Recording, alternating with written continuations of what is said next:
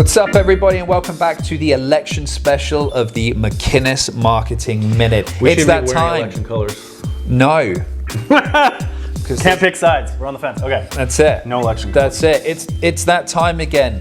Lies, truth, scandals, blackface, media coverage, all of the relevant things that come with a election.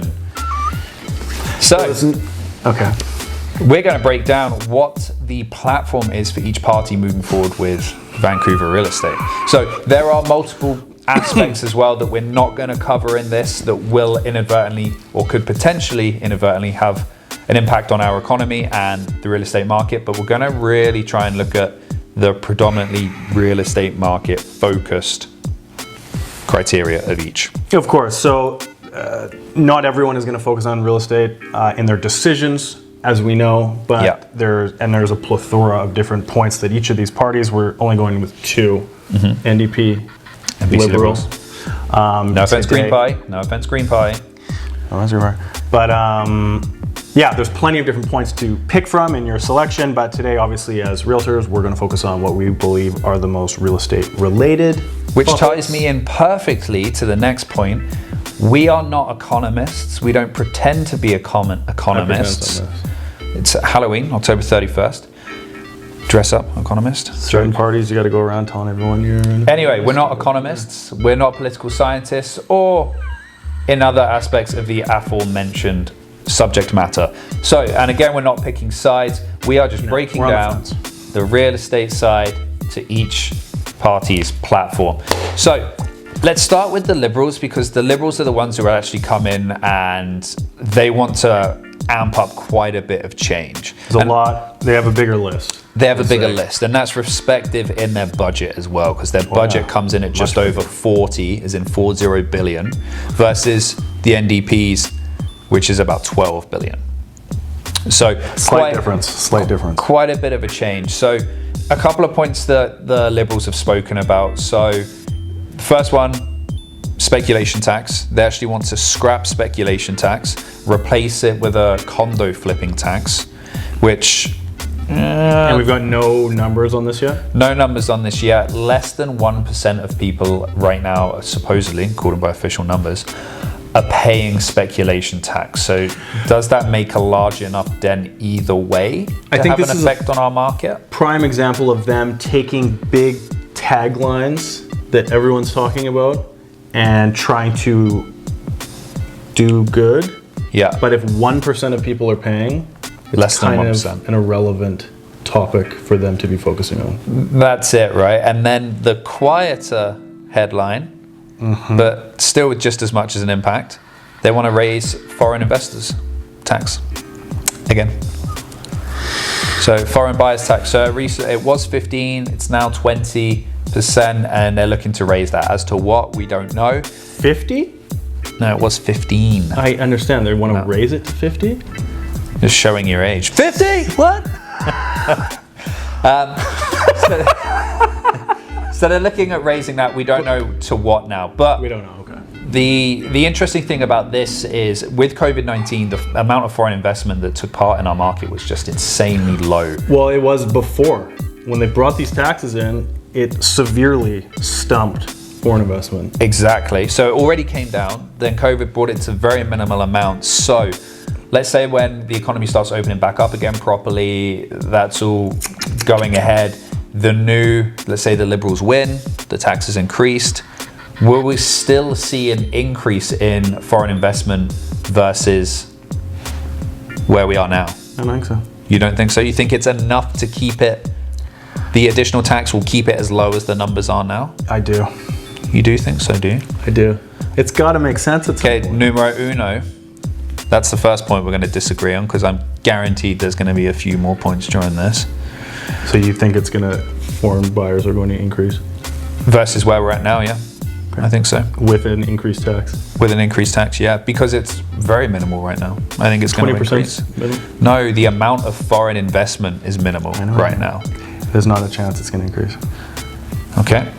So anyway, that's one thing. Another big thing is the strata insurance as well. So of course, if you've been living in a condo, you would have come across this yourself recently, or you've been watching the news. Structure insurance premiums have gone up substantially for the majority of buildings. Circumstances. For the majority of buildings. Not the majority. For the majority of buildings. Wrong for the again. majority of buildings. So what the Liberals want to do is, so right now it's mandatory that they have full replacement coverage. So your Never condo used. building is worth 80 million. You must have insurance for 80 million. Okay? The Liberals, what they want to do is they actually want to adjust insurance to cover a typical claims cost. So very rarely does an entire building burn down and an $80 million cost is put forth.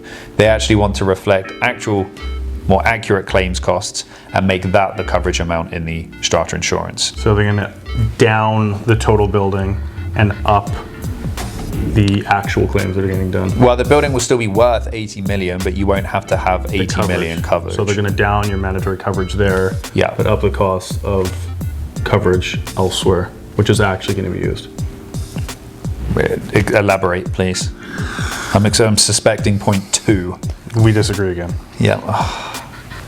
But Come on, out with it. No. What's your opinion? No, what's your opinion? We want to know. I think it's the same as speculation tax adjustment. It's not full building coverage getting brought down is irrelevant because it's used so seldom.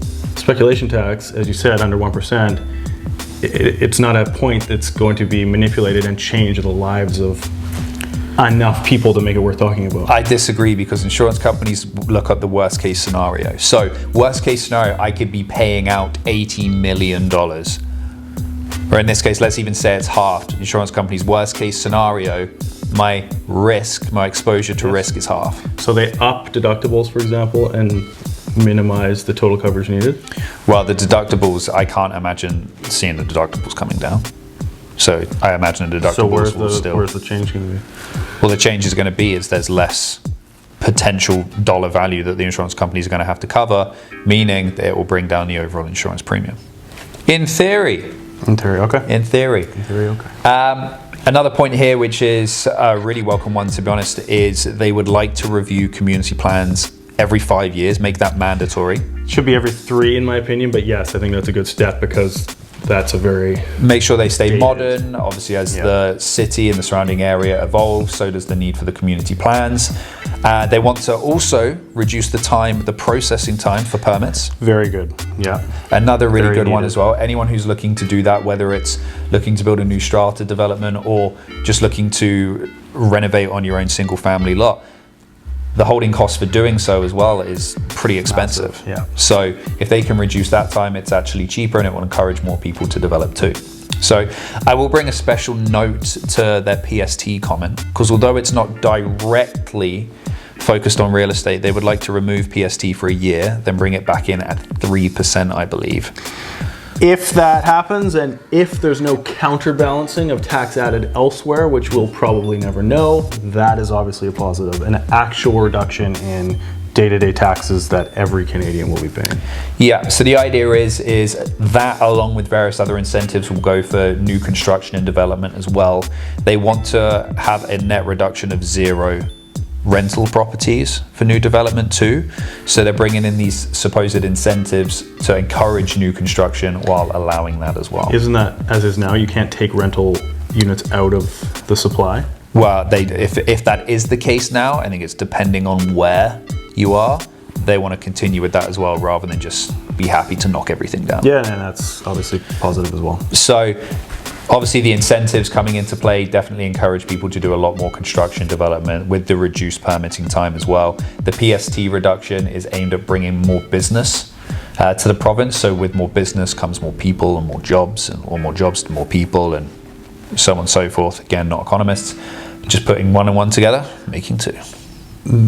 The new home types of home development that they're talking about? Not been outlined yet. So, okay. New construction New construction of different... is the phrase. New construction of real estate. So whether that's, Joe Blow, who's got a single family lot and would like to build on it himself and create another house for him and his family, or whether that's Bosa coming in and looking to build a brand new strata complex. You're talking about speeding up the development, permitting process. The permitting process and the monetary incentives when it comes to building. Okay. Are you good? Are you with us? And different, I'm just reading my list here, different types of ownership possibilities coming to market? So this one is an interesting one because they're talking like more cooperative properties. Horribly disagree. But, and this is the thing, anyone who doesn't know, the cooperative properties, they're traditionally harder to finance. A lot of people, you need 35% down.